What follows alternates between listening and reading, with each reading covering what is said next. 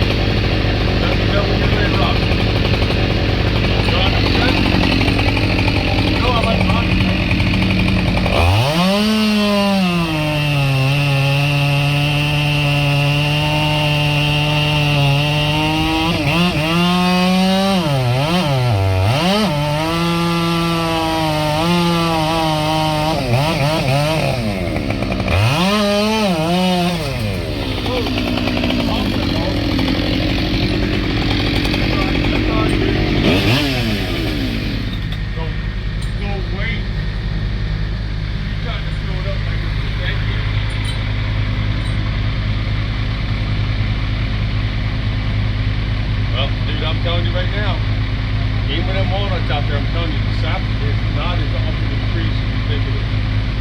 I'm telling you.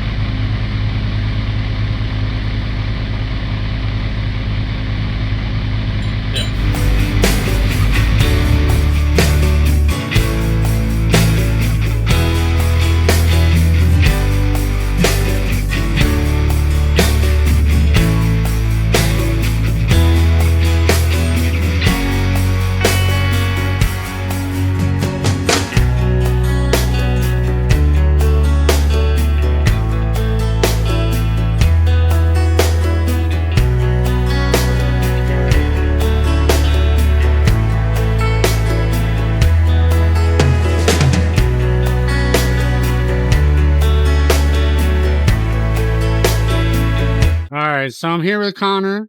We just pulled that first tree in 2 picks. Yep. That last pick was pretty big. How was it? It's actually lighter than the first pick. On the walnut trees, the walnuts are super heavy, so there's a lot of weight out the top. That last pick was 3,000 pounds. The first one ended up being 3,500. So